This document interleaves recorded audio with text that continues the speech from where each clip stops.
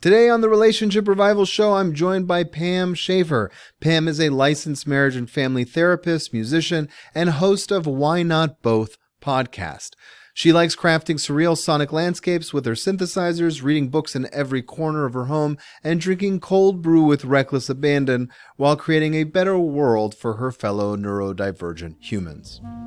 You're listening to the Relationship Revival Podcast with John DeBach, also known as Mr. Spirituality. That's me. I'm your host, giving you insights and guidance from over 10 years in the field of this amazing journey we call romance. On this show, I go over everything you need to know about how to get into a relationship, how to get the most out of a relationship, and sometimes even how to gracefully end a relationship without pulling your hair out and going crazy. And occasionally, I'm even joined by new and old friends who are also relationship experts to bring you guidance and wisdom with new perspectives. Thanks for stopping by. Hello. Thanks for being here. Appreciate it. So neurodivergent, let's back it up. I'm sure your core audience is like, oh yeah, I'm neurodivergent, neurospicy. And they're like, this is great. I'm into it. I could tell you 99% of people who listen to this is like, what the heck is that? So let's define some terms so that we know exactly what kind of stage we're standing on here. Yes. Neurodivergence is a large umbrella. So in the mortal words of Rihanna, you can stand under my umbrella, Ella. Hey. It exactly. It covers like some of the broader ones are like ADHD, autism spectrum, sensory processing, what are now known as like learning differences or processing differences. Also movement things like dyspraxia, things like that. So it's essentially the variations on the ways that our brain takes in sensory information. Mm-hmm. And also in some ways different just variations on, we all have the same brain structures, but it's like how those work together, what's being used during certain things, how things move through the mind, what's going on with our neurotransmitters. And so, I mean, there's vast neurodiversity, I would say, in the human population, but right now we're very concerned with a certain neurotype, which people describe now as neurotypical because it's more the default. Yeah. But that's the one that our society is geared around currently. Sure. And so your brain works differently is like the short answer. The way it processes things in a different way. That's kind of the kind of catch-all term of being neurodiverse. And obviously there are subsets of everything like ADHD or dyslexia or dyspraxia or all these different things. So yes, and the difference is relative to what we consider the norm, much like how we only discern different colors by comparing them to each other. It's like they're not absolute. Right. And the funny thing is my wife tells me, and I had someone who was an ADHD expert on the show. They both have told me I probably have ADHD. And I was like in shock because I was like, no, I'm kind of hyper focused. And they said, well, that's a symptom. And I was like, what? Yes. So it like what cued my wife was like when we're sitting at a table, I will fidget with things. I'll fold my napkin and do it absentmindedly and like move my glass and like it never stops. And she said, and the funny thing is most people don't notice it, but after being married for over 10 years, she's like, no, you do this every time we sit down. So and it's funny. And after talking to the ADHD expert, I found out that I'm just a very high functioning, like I've learned to use phone alarms. So like my phone goes off constantly because otherwise I'll get lost in 9 hours of research or something. So interesting. So I guess I'm part of the community and I didn't even know it. Yeah. And that happens a lot the more we're learning about it. And also I feel like it's a very misnamed phenomenon. Like I think of it more as either like inconsistent attention, where it's not a deficit. It's just that it seems like in a way like neurotypical people have what I would describe as like B+ attention to everything, where it's not like necessarily like super attentive, but it's not inattentive. It's just kind of like the tepid of attentive. Okay. Whereas for me, it's either I like attend to it like 1,010%, or I really struggle with even holding it in my mind, where it's like, it's more kind of like min-maxed. And so it's not that I'm inattentive. It's just that I sometimes have difficulty. It's like directing a powerful laser. Yeah. And that's just one possible way of probably dozens and dozens of being neurodiverse. Yes. Yes. And what you said also, like the high functioning, in a way, those labels are like ascribed to either you've figured out systems that work well enough that you can kind of like glide through like with a system, or like you've developed kind of like masking, or there are supports that you weren't sure were, unless you really investigate, were scaffolding you before. Yeah. And so it's interesting when you kind of do like a zoom out through that lens where you're like, wait a second, like, oh, I've always been this way. Yeah, totally.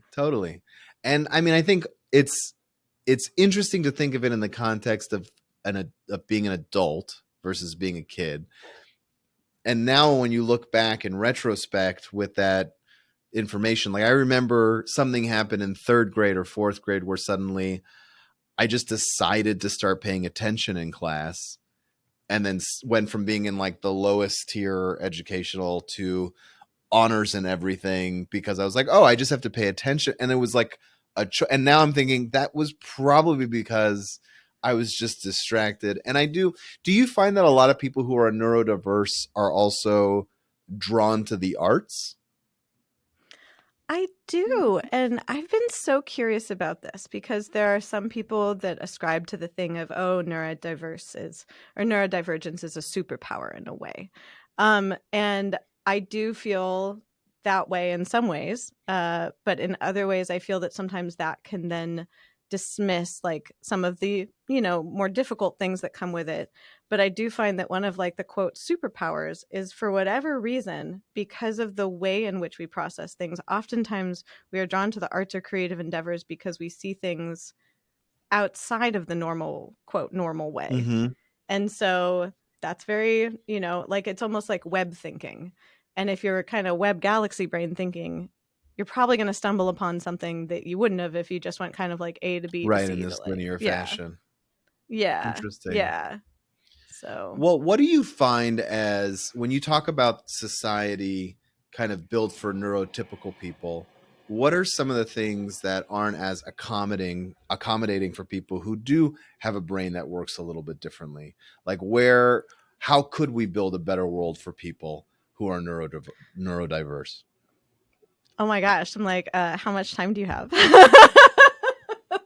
like, I guess the things that like spring to mind are flexibility with time. Mm-hmm. Because we do perceive time differently. I've noticed either one of my friends calls it the time pie.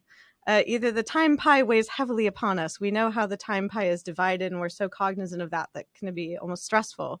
Whereas others of us don't even know how to bake a time pie and wouldn't know a time pie if it hit us in the face. And so time for me personally is very much predicated on effort, activity, setting. Like my sense of time is not a constant. And so people in my life who are understanding of that, I deeply appreciate, because sometimes like time is seen as a marker of like respect. Like if you're late to something, it's like that you aren't respecting the person. Yeah. And that for me has caused so much shame, because oftentimes if I am running late, it is because I have not thought to do things like, for instance, for this interview, troubleshoot my audio when my power turned on and off due to a rainstorm. Yeah. I did not book time for that because it didn't occur to me, because it didn't fit in my schema of what the activity was. Right. And so, and even thinking of it now, I might write that like on my whiteboard later, like when I am now planning for podcasts, test things, even if it's not raining, test things 10 minutes earlier, because that doesn't occur to me. Mm-hmm. And so that's like something that could really help in neurotypical society, is understanding that like if someone is demonstrating difficulty with time or time management, that it might not be like a judgment on you. It might actually have, 99% of the time, nothing to do with you. It may in fact have something to do with how that person operates. Yeah. And either offering support with that or offering scaffolding. Like, for instance, I might say to my partner when he gets home, hey, remind me next time I do a pod, I need to troubleshoot 10 minutes before, even though we were troubleshooting last night. Sure. So there's like accommodations like that. And the next thing that sprang to mind was like sensory stuff. Like I have difficulty, and I didn't realize that other people go to the grocery store and like aren't completely just like nerfed on energy for the rest of the day. You mean going to the grocery Gro- store and then you're just done? That's it. I am onion rings. Like, even putting the groceries away, I'm like, oh, there's so many decisions of where to, oh my God. Like, because sensorily being in there is overwhelming for me. It's incredibly bright. There's a lot of decisions I have to make. If I'm going to get peanut butter, I have to look at like 17 jars of peanut butter and decide which is the correct peanut butter. Okay. Or I have to find the one that I've already determined is my correct peanut butter. Mm-hmm. There's like music going on, there's social interactions that I have to do, like there's all these different things, and there's the transition of going from like inside my home to my car to the shop, getting the stuff back in the car, then transitioning the stuff from the car to my home. Like there's a lot of multi-step things, and so sensorily I have a difficult time with that. Whereas for instance, if I go to like a small boutique or coffee shop or like little bodega, I have a way easier time sensorily. Mm-hmm. So thinking about it that way of how can we make things sensorily better for people to be able to navigate the world, because like I didn't understand that about myself until everything kind of shut down and I started ordering groceries and was like, what is this divine sorcery? Yeah, I see that.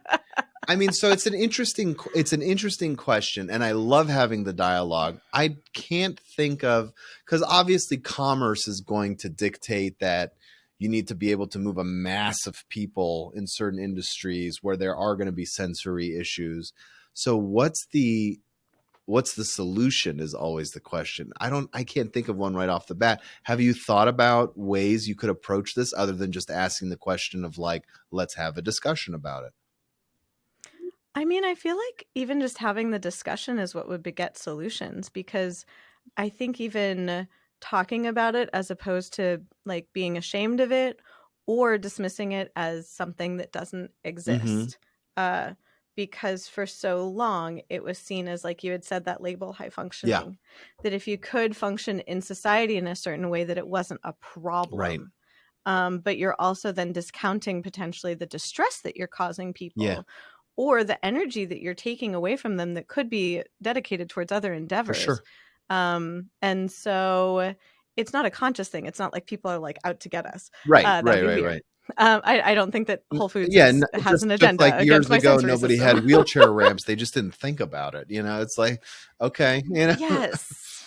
right, right. Yes, it's exactly that. And like even just being open to being like, okay, well, what if there's like a few hours that are like either night owl or neurodiverse friendly, where like the lights are a little dimmer, we're not playing the background music at all That's interesting. It's an volumes. interesting concept. Like, And that's something that's yeah, so low impact on a business that it's fair to ask that as a trial or as a pilot program. You know what I mean? Like if you would say, well, yeah, why don't you build a whole room where the lights were, it's like, that's a huge expense. But all you're of asking course. is, well, let's see if you just stop the background music and dim the lights a little bit, does that help people? And if it does, and it actually helps them drive more business, then more businesses would adopt it, and you'd have this kind of upward trend. So I like that. I like that Yes. the first ask is, let's try something small that costs them nothing, and let's see if that's great. I love that. Because as soon as you hear Yeah. about the problem, it's like, okay, well, the business owner in me is always like, well, how much is the solution? So it's like, how expensive is this? But you're making Yes. it so Yes. palatable, like, and the thing is, I've had clients in my private practice where they are, and I didn't even use labels like this, but they're sensitive to light. So I dim the lights. It's like, well, Yeah. who cares? What do I give a crap? I can still see my pad of paper. That's all I need. So That's the thing with accommodations is interpersonally also you just express something that's so lovely that you recognized about your clients. It's something that made some of them feel more comfortable and more at ease and were able to engage, was dimming the yeah, lights. And you're like, okay, this is like zero cost to me. Why wouldn't I tune into something that another person needs to feel more sure, comfortable? sure. Or taking their shoes Like, off or walking around sometimes instead of sitting on the couch. It's like, okay, it's as long as it's not a distraction for them to kind of not face their real issues, then I think it's healthy. Um, oh yeah. Oh yeah. Like I wish that, I mean, now we're discovering more things. I wish that a lot of this had been known when I was younger. Like I would get in trouble for the way that I would focus in class sometimes is by braiding and unbraiding my hair, mhm. by playing with the things in my pencil box. Like I'd take everything out, put it back in. I would doodle, like I would do something that would keep me occupied in some way, especially like Yeah. sensory wise. And that actually helped me focus. Right. But it was seen as that I was being distracted when in fact the thing that appeared to be a distraction was the thing that was keeping me Yeah, engaged. absolutely. There's this one brilliant teacher.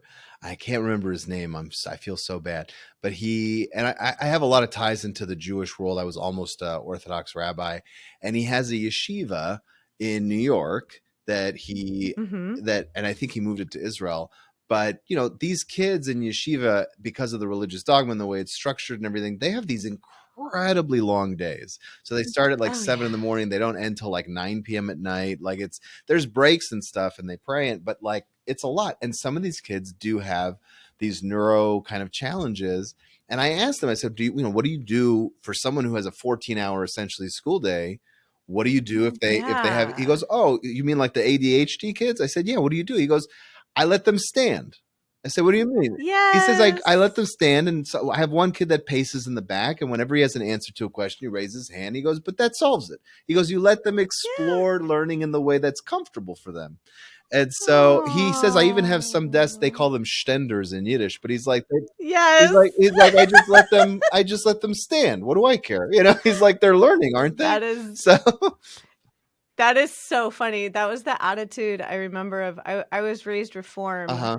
and my parents' rabbi, like at our temple, was very understanding of the way that my brain worked, is how I'd put it. Like, especially I remember in confirmation class, I was like, I am bored. I have learned all of Uh-huh. this. I don't want to do any of this.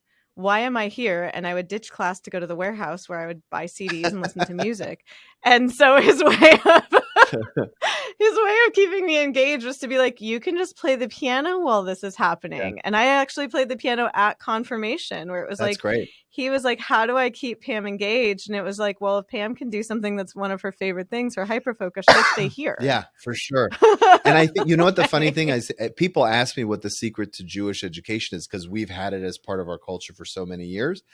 And I think, Yeah. it's the opposite of the tiger mom. So like Asians are great at it too, culturally speaking. Obviously, it's a huge sweeping stereotype, but just on a cultural level, it is valued there. And there's that tiger mom stereotype of like strict discipline and stuff. And I think the Jewish approach is totally the opposite. It's like, look, our goal Right. is we want you to learn this one thing. And so we want to give you the right motivation, right? So if you want to become a doctor because you want to make a good living while also helping people, there's your motivation. And then the flexibility of you learn it the way that works for you. So if you want to play piano, Yes. play piano. If you want to stand and pace, stand and pace. As long as you reach the goal, we don't really care how it's done. If you need a tutor, we'll get you a Right. tutor. If you want to learn in a group, learn in a group. The important thing is that the information seeps into the brain on a cognitive level and then can get embodied, right? Which is why there's so much Yes. experiential learning that is being taken seriously now instead of just lecture, lecture, lecture. It's like, okay, because there's an old Yiddish expression is that if you can't teach it, you don't know it. So it's like there's Yes. that attitude of like you need to be able to speak it just as much as hear it. So Yes, yes. And that's especially, I was thinking of multimodal learning in regards to my niece's bat mitzvah is coming up, and she was very proud to be practicing her Torah portion and was chanting it to me over FaceTime.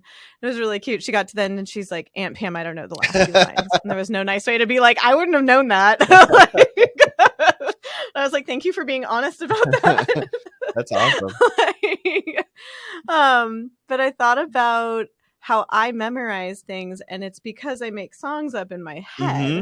And I thought of, in a way, how easy it was for me to memorize my Torah portion because of Yeah, that. And that I still sometimes get like prayer stuck in my head, which is so fascinating to me, that there's something about the cadence of sure, chanting. sure, And I think about how I was like, why don't we apply that to more learning? absolutely. Like, that right there is like how you said, like, oh, what's an accommodation? It's like, that's an accommodation that I didn't even think of until right now, that it's like we're encouraging multimodal, multisensory Yeah, learning. yeah, absolutely. And there's So, other systems out there. I don't use them, but I was a magician for many years growing up in LA. I went to the Magic Castle, and like there are a lot of mentalists oh, and mind readers and things like that use what's called a peg system. And so, Mm-hmm. there it used to be a much more popular form of entertainment. It's a little too slow paced for today's audience, but where they would shout out 50 random objects and you would peg them into this pre-existing list of Mm-hmm. 50, and sometimes it was mnemonic based, sometimes it was visual based, but there are ways where you could memorize a list of 50 backwards and forwards and say what number 23 is, but it's training the mind to work in a way that works for the mind, as opposed to like working against Yes. it by just rote and repeating and repeating and repeating. It's fascinating what the brain Yes. is capable of if you work with the grain as opposed to against the grain. Yes, that I think hits it exactly where it's like working with instead of, I think I made the joke before we bleh, I can words before we were I recording. can words. I love that. I'm leaving that in. That's great. I can words and so can you. Sometimes I think my brain moves so much faster than my mouth is able to, despite how fast my mouth Yeah. moves. Yeah, absolutely. I find that But the when I'm reading working, intros yeah. where like I want to read it clear and I'm on the sixth word, my mouth is catching up and I'm just like, all right, just stay at that distance, stay at that pace and you'll be fine. Exactly. Just keep going at that Yeah. pace. No, I was thinking about like working with the mind. Like that's when you had said accommodations. That's exactly what I mean, where it's just like instead of like the joke I had made earlier about like cosplaying as a Mm-hmm. neurotypical, instead of like pretending that that is how my brain works, it's like by actually accepting how my brain works and exploring with like gentle Right. curiosity, how does this work? And then rolling with that, like that has a much higher quote success rate. Really interesting.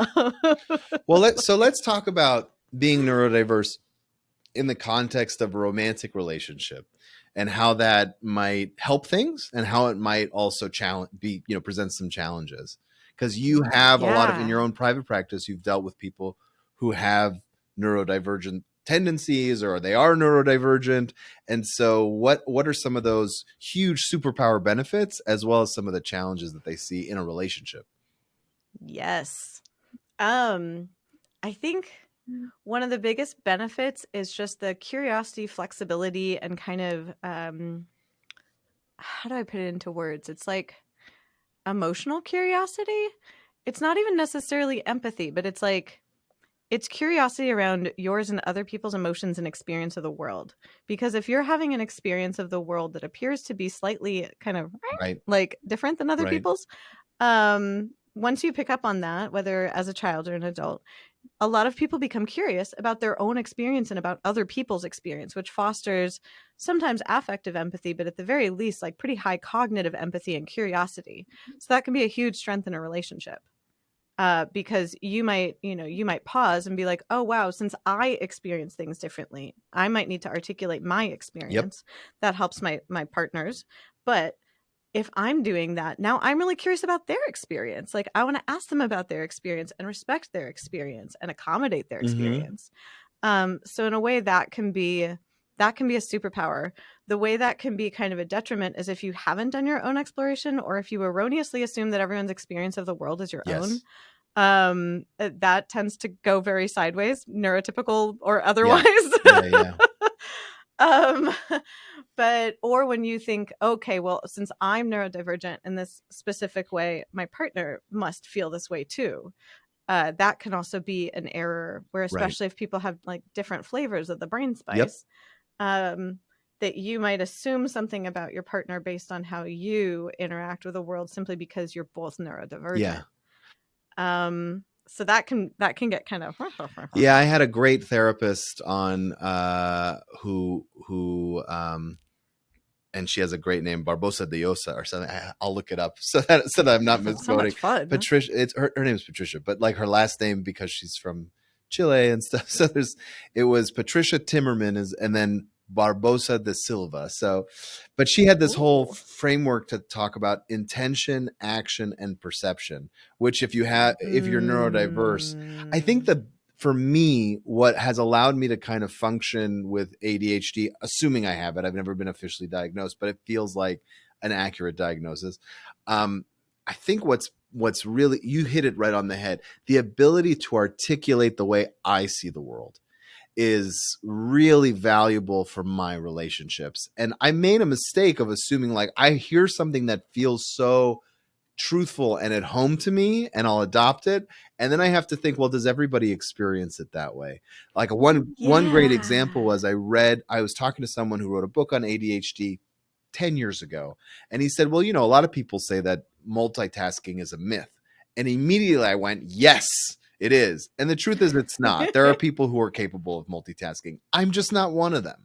So like it's very it's very helpful when I'm talking to my wife. She says, well, can you do the dishes and help them with them homework? And I'm like, well, I could do one of those things first, and then I could do the Yes. other. You know, otherwise it's just going to take me 3 times as long to do both of them because I'm taking these long weird breaks.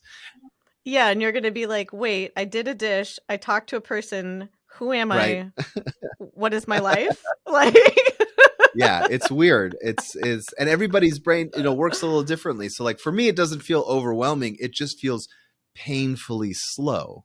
Because it's like, look, if I Yes. focus on something, I'll just get it done fast. And the truth is I'm not getting it done fast. It just feels fast, It just feels like you're right? doing it fast. Because you lose track of time. Right. So it's like, oh Yes. great. But if you look at the clock, it's the same amount, you know, but I feel better about it. So And that's what yeah. matters. Like, I would rather feel better about doing a task and do it in the same amount of time than do it in that amount of time and feel kind of poop Yeah, afterwards. especially if it's something like dishes where you don't want to do it to begin with. You know, it's like, okay, yeah, Right. absolutely. So Right. fascinating. So fascinating. That's And I like what you said about being able to articulate it to your wife, because I don't know if your wife is She is. neurotypical. Yeah. Yeah. Yeah.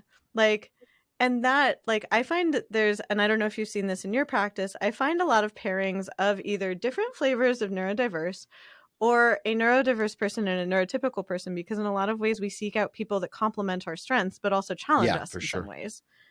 And so I very rarely see two people together who have necessarily like the same strengths and the same Yeah. challenges. I mean, especially I work exclusively with couples or people in relationships. That's the only thing I do.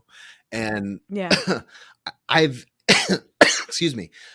One of the most interesting things when I bring up love languages to people is like, well, why don't we have the same one? And I'm like, it almost never happens that you marry the same person. Why would you? Right. And then it's because then you would Right. just stare at each other all day and give each other compliments and nothing would ever get done. That's not the way humans are. You know, or if you're both physical touch, you'll just be sitting in a room touching each other for 20 hours. Yeah. And It's pat, like it'll pat, be a pat, pet pat. fest, and which is listen, not that that's not fun on a Sunday, but you know, like there's things to Right. Right. But do. not every day is Right, Sunday. right. So yeah, and it's fascinating to people, and it's true. You attract those voids that you crave to have in your own life, and the other person, guess what? Having those strengths have the voids that you fill, and that's what makes it such a yin Yes. yang kind of harmonious relationship. Yes. And that it can be one of the challenges, and I don't know if you've seen this, but one of the ones that I see sometimes, particularly with either different flavors of neurodiverse or neurodiverse and a neurotypical, is that in some ways it challenges our ideas of what like a quote adult functions Yep. like. And sometimes, and this is a common pitfall, not always a pitfall, but sometimes the neurotypical partner will take on more of like the executive functioning within the partnership and some of the unseen labor, but then be resentful of it because they assume that their neurodiverse partner is either not doing it on purpose or like has like weaponized incompetence or things like that. And so once you understand more about like where the boundaries lay and also how to maybe help the neurodiverse person to take on more of this in a way that works for them and works for the couple, and also accepting that your neurodiverse partner may not do things in the way that you would. Right. That usually is what helps that, but that can be a very painful process because oftentimes, I don't know if you've seen this, but sometimes I'll have people come in and the neurotypical partner or the person with a different flavor of brain spice is like, why is my partner not acting like a grown-up? And it's like, well, what's your definition of grown-up and how are you defining how people are getting things Right. done? And so I do see that disparity a lot. I see something similar. So, like Yeah. in heteronormative couples, which is most of my practice for whatever reason, I there's a there's a lot of executive decisions and functioning in the relationship that the wife takes on, just simple decisions and stuff, and yet they Yeah. want their husband to be a leader. And so that switch to the husband suddenly stepping in and making those adult decisions of things that are simple, like where do you want to go to dinner? You end up with this endless Yeah. cycle of, I mean, wherever you want to go, which if I ever made a restaurant, I think I would call it You Choose, because then everybody, it's like Yes. you choose. Everybody would just go to that restaurant. So you get to this, and it's like, look, just make the decision, but it's hard for people to switch that in their brain, especially if they have a taxing job mentally and they come home and they just want to check out, and it's like, Yes. they want to be the kid. They want to be the greedy, selfish, like mindless thing when they come home, in their head, but they can't because they are married or they're in a relationship where they need to kind of assert themselves a little bit. If for no other reason than your Yes. partner also needs a break, to also be that kid who's just like, you decide, I just want to be swept away, Yes. And I encourage people, because I do see we have a few heteronormative pairings in our practice, but for the most part, it is not within that model. And so it's people who are investigating operating outside that model. And even those who do come in that are maybe outwardly passing as heteronormative are usually questioning, like, is this a great Yeah. model for relationships?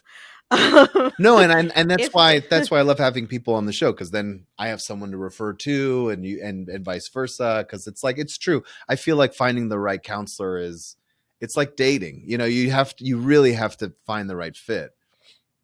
Yes.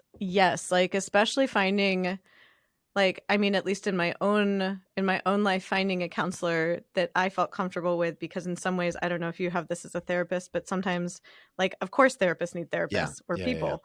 But when I would be consulting, it felt sometimes very Spider-Man versus Spider-Man.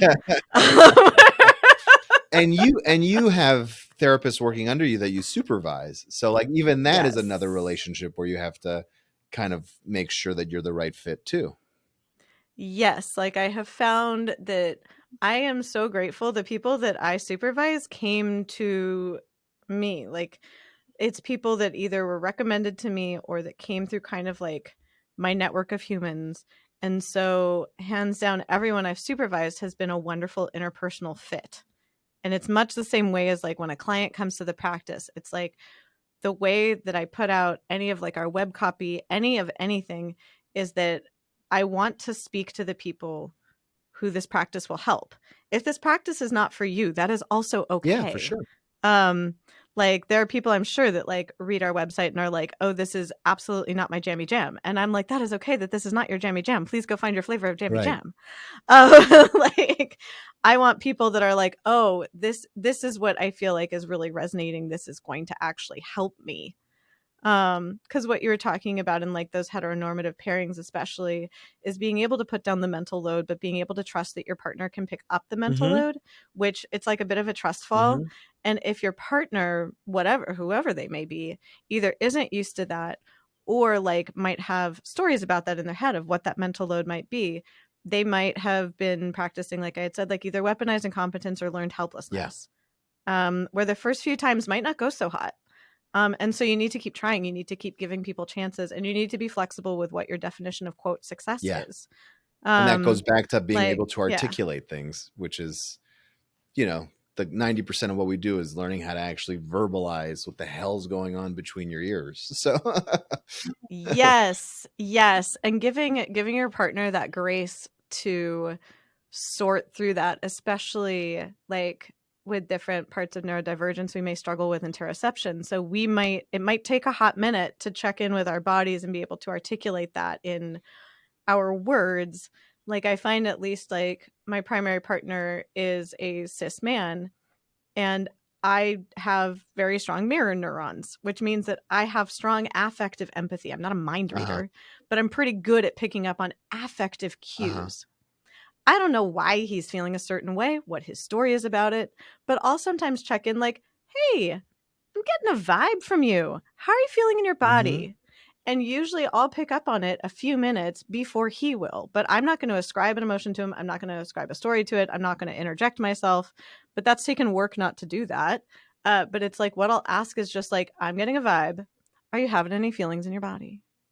And so helping a neurodiverse partner with that can be invaluable, because then they might be able to say, like, usually it's a few minutes later, he's like, oh, my stomach hurts. Oh, I was worried about blah, blah, blah. Oh, I'm overwhelmed. Oh, I'm, like, he'll find the words, but sometimes he needs the prompting to check in. Yeah. And I don't mind doing that labor, because then the labor he does for me is like, hey, bud, you got any food? When was the last time you put food in your mouth? And I'm like, oh my God, you're right. I love food. So it's like, Yeah. so he I'm helps me convinced with that the reason old women have candy in their purse is to shut up their husbands, because they know, hey, you need to eat. Yes. Like, that's, my dad is the most mild-mannered human being, except for when he's hungry, and then I'm like, oh my God, it's like the Hulk. The hangry kind of kicks in for sure. Oh my God. Because yeah, I get my friends call it's not hangry, it's like hung fused. Like it's like watching me slowly baffled by the world. Yeah, and they're just like, are you okay? And I'm like, what? Yeah. It's funny, like there's a point in the day where if I haven't eaten because I'll often skip breakfast, and then if it's a busy day, I'll skip lunch. It gets to like 8 or 9 o'clock. I do get foggy, but at a certain point, I have a weird thing that happens where I feel almost noble. Like maybe I don't have to eat for 3 days. Maybe I could go on a hunger strike. Let me pick a cause, you know? So it's so stupid. It's like, just have a banana. Like, what's wrong with you? But it's almost like, no, I'm better than this. I don't need to eat. I said that last night, literally at dinner. I'm eating food, and I just look over my boyfriend, and I was just like, I'm so mad that eating food makes me feel better. It is such an easy life hack, and I'm annoyed that it works. Yeah, for sure. For sure. I've actually said that as I'm eating like a pint of Ben & Jerry's. I'm like, at least someone loves me, you know? I hate that this is effective. Amazing. This has been so much fun. Thank you for coming on the show. Thank you for talking about all the neurospiciness. So much for having me. Yeah, it was such a blast. Yes, thank you so much. If people want to work more with you and discover you, should they go to GalaxyBrainsUnite.com, or is there somewhere else that they can kind of explore more Pam Shaffer? Tiny plotting hands. So let me see if I can actually list the things correctly. This will be a challenge. I have some notes from things that I took. So I know you have the bestselfpsych.com. Yes, that is for counseling in California as well as coaching. So if you're a resident of California, we can therapize you. If you do not live in California, we can coach you, but we cannot therapize you. But that would be where people would go if they would like to access therapy services, particularly around neurodiversity, ethical non-monogamy, kink, all of that. That is, as I put it, our Jemmy Jam. Let me ask you, because there are people who are like, well, what's the difference? And since you offer both coaching and therapy in your practice, how do you delineate one from the other? So therapy is more, in a way, client-led and more open-ended and more based around like the therapeutic relationship between the client and the therapist. So we're more relationally based in that way. And it's generally a longer-term treatment, and delves into things like, what are the origins of this? Yeah. How do we repattern this? Like, it deals with more of, I would say, like the psychosocial emotional load of things. Whereas coaching is usually more solution focused and is more directive and more kind of coach led, where we will have coaching resources that we can suggest to you. But for instance, the difference might be, say you present and you're like, gosh, I'm having such difficulty with time management. In therapy, what that might look like is, yes, there will be tools for time management we can try out, but what are your stories about time management? What are some of the emotions around time management? What are some of the ways this impacts your interpersonal relationships? How do you communicate about it with other people? What's, kind of what's going on deeper in there? Whereas coaching might be, here's some tools for that. Here are some solution-focused ways to manage your time.